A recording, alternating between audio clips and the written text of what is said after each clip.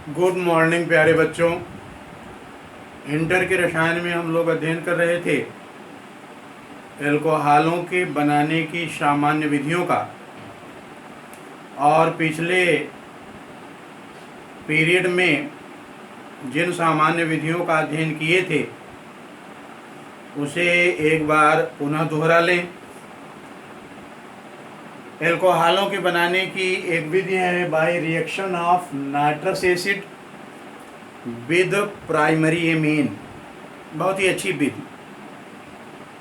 Primary amine RaNH2 की nitric acid से nitrous acid HNO2 से क्रिया कराई जाए तो NH2 एमीन समूह का OH समूह द्वारा, एल्कोहलिक समूह द्वारा प्रतिस्थापन हो जाता है और प्राप्त होता है ROH एल्कोहल, प्राथमिक एल्कोहल। एक दूसरा तरीका है by addition of water with alkenes, द्विबंध युक्त संतृप्त हाइड्रोकार्बनों यानी एल्कीनों का जल से योग कराया जाए अम्लीय उत्प्रेरकों की उपस्थिति में, तो एल्कीनों के सीधे जल से योग द्वारा एल्कोहल बनते हैं। और अपरोक्ष रूप से यदि योग कराना हो तो एल्कीनों की सांद्र H2SO4 से सांद्र सल्फ्यूरिक एसिड से क्रिया कराएं तो एल्किल हाइड्रोजन सल्फेट बनेगा, जिसके जल अपघटन द्वारा प्राथमिक मोनोहाइड्रिक एल्कोहल बनते हैं। एक तीसरा तरीका अध्ययन किए बाय हाइड्रोलाइसिस ऑफ एस्टर, एस्टरों के जल अपघटन द्वारा एस्टर का जल अपघटन कराया जाए RCOOR या R- तो एसिड कार्बोक्सिलिक एसिड और मोनोहाइड्रिक एल्कोहल प्राथमिक प्राप्त होते हैं। तो इस तरह से कल की विधियों को एक बार फिर से आप रिमाइंड किए। आज चलिए अध्ययन करते हैं फर्मेंटेशन मेथड, किण्वन विधि का। किण्वन ये बहुत ही प्राचीन विधि है और प्राचीन काल से ही किण्वन विधि द्वारा एथिल अल्कोहल का उत्पादन, शराब का उत्पादन किया जाता रहा है। किण्वन है क्या, फर्मेंटेशन क्या है, इसकी क्या परिभाषा है सुन लें। अणुजीवों, अणुजीव उन्हें कहते हैं जिनका आकार अति सूक्ष्म होता है, जो एक कोशिकीय होते हैं, जिनका शरीर केवल एक ही कोशिका से निर्मित होता है, जैसे जीवाणु, कवक, ये अणुजीव कहलाते हैं। ये नग्न आँखों से दिखाई नहीं देते। फिर से सुने, अणुजीवों या इनमें विद्यमान एंजाइमों। एंजाइम क्या होते हैं? एंजाइम जटिल नाइट्रोजन युक्त कार्बनिक यौगिक हैं, ये प्रोटीन हैं, और वे प्रोटीन जो जैव रासायनिक क्रियाओं का उत्प्रेरण करते हैं उन्हीं को एंजाइम या जैव रासायनिक उत्प्रेरक कहते हैं। अणुजीवों या इनमें विद्यमान एंजाइमों द्वारा जटिल कार्बनिक अणुओं के सरल अणुओं में अपघटन की क्रिया को किण्वन कहते हैं। ये अणुजीव जो किण्वन क्रिया करते हैं, जो जटिल कार्बनिक अणुओं को सरल अणुओं में तोड़ते हैं, इनको प्राकिण्व कहते हैं। प्राकिण्व, फर्मेंट, जैसे ईस्ट एक कोश की कवक है और किण्वन क्रिया में इसका बहुत अधिक उपयोग होता है।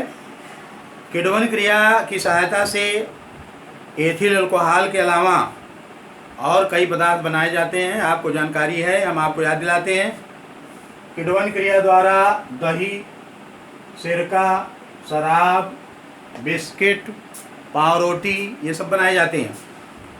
आपको याद होगा कि गाँव में भी लोग गन्ने के रस को घड़ों में भर कर रख देते हैं और किण्वन क्रिया द्वारा 1-1.5 महीने में गन्ने का रस सिरके में बदल जाता है। सिरका क्या है?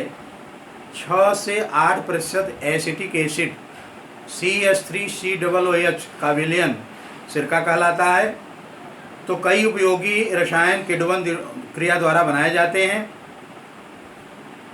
एथिल अल्कोहल का उत्पादन किण्वन द्वारा कैसे किया जाएगा? स्टार्च युक्त या शर्करा युक्त पदार्थों का किण्वन कराया जाए तो एथिल अल्कोहल का उत्पादन होता है।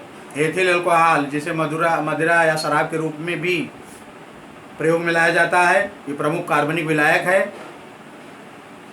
शर्करा युक्त पदार्थों जैसे जौ, चावल, मकई, आलू या कोई भी अनाज, इनकी सहायता से किण्वन द्वारा एथिल अल्कोहल बनाया जाता है। और एथिल अल्कोहल का बहुत अधिक उत्पादन मोलासेस द्वारा किया जाता है, सीरे द्वारा। तो चलिए सीरे द्वारा किण्वन से कैसे एथिल अल्कोहल बनाया जाता है आपको समझाते हैं। फ्रॉम मोलासेस, सीरे द्वारा। आप पहले जानिए सीरा क्या है। चीनी मिलों में गन्ने के रस के सांद्रण द्वारा क्रिस्टली चीनी को अलग कर लिया जाता है। क्रिस्टली चीनी के अलग हो जाने के पश्चात जो भूरे रंग का गाढ़ा द्रव शेष रह जाता है, जिससे अब चीनी का उत्पादन नहीं होगा, उसको सीरा कहते हैं। सीरे में लगभग 50% sucrose, fructose, glucose, fructose, maltose ये शर्कराएं होती हैं। इसी सीरे में जल मिलाकर शर्करा की सांद्रता 10% कर दी जाती है। फिर इसमें ईस्ट, ये प्रकिण्व है, ईस्ट मिलाकर 30 से 35 डिग्री सेल्सियस ताप पर छोड़ दिया जाता है और किण्वन क्रिया द्वारा शर्करा से एथिल अल्कोहल बन जाता है। इसको कहते हैं एल्कोहलिक फर्मेंटेशन। चलिए देखते हैं ये क्रिया कैसे होती है। सुक्रोज है, सीरे में सुक्रोज है और सुक्रोज है C12H2211। ईस्ट में इन्वर्टेज एंजाइम होता है, इसकी सहायता से जब सुक्रोज का जल अपघटन होता है तो ग्लूकोज और फ्रक्टोज बनते हैं। और ईस्ट में ही एक दूसरा एंजाइम जाइमेज पाया जाता है जो ग्लूकोज को एथिल अल्कोहल और कार्बन डाइऑक्साइड में अपघटित कर देता है। तो इस तरह से सीरे द्वारा एथिल अल्कोहल का उत्पादन बहुत अधिक मात्रा में किया जाता है। किण्वन से संबंधित कुछ जो बातें जो आपको याद रहनी चाहिए वो ध्यान दीजिएगा। किण्वन की खोज 1857 ईस्वी में फ्रांस के वैज्ञानिक लुई पास्चर ने की थी। फिर से सुन लें, किण्वन की खोज 1857 ईस्वी में फ्रांस के वैज्ञानिक लुई पास्चर ने की थी और इन्होंने कहा कि कुछ अणुजीव जटिल कार्बनिक पदार्थों को सरल पदार्थों में अपघटित कर देते हैं। ये किण्वन की क्रिया है। बाद में 1897 ईस्वी में बुकनर, एक दूसरे वैज्ञानिक, 1897 ईस्वी में बुकनर ने ज्ञात किया कि किण्वन क्रिया अणुजीवों द्वारा नहीं बल्कि अणुजीवों में विद्यमान एंजाइमों द्वारा होती है। इन्होंने ईस्ट को बालू के साथ मिलाकर पीस दिया तो ईस्ट कोशिकाएं नष्ट हो गई और इनमें जो एंजाइम था इन्वर्टेज जाइमेज बाहर निकल आया। ये किण्वन करने में सक्षम रहा। तो इस तरह से ज्ञात हुआ कि एंजाइम क्रिया एंजाइमों द्वारा होती है। और एंजाइम क्या है? एंजाइम है जटिल नाइट्रोजन युक्त कार्बनिक यौगिक प्रोटीन जो जटिल अणुओं को सरल अणुओं में तोड़ने का कार्य करते हैं।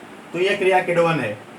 1905 ईस्वी में हार्डन तथा यंग, इन वैज्ञानिकों ने ज्ञात किया कि फास्फेटों की उपस्थिति में किण्वन की क्रिया तीव्र हो जाती है। फास्फेट प्रकिण्व के लिए पोषण का कार्य करते हैं। इनकी उपस्थिति में इनकी सक्रियता बढ़ जाती है जिसके कारण किण्वन क्रिया तीव्र हो जाती है। तो चलिए आप जान पाए किण्वन क्रिया द्वारा एथिल अल्कोहल का उत्पादन सीरे द्वारा कैसे किया जाता है। तो आज यहीं तक, इसका PDF भेज देंगे, अध्ययन कर लीजिएगा। आज यहीं तक, धन्यवाद।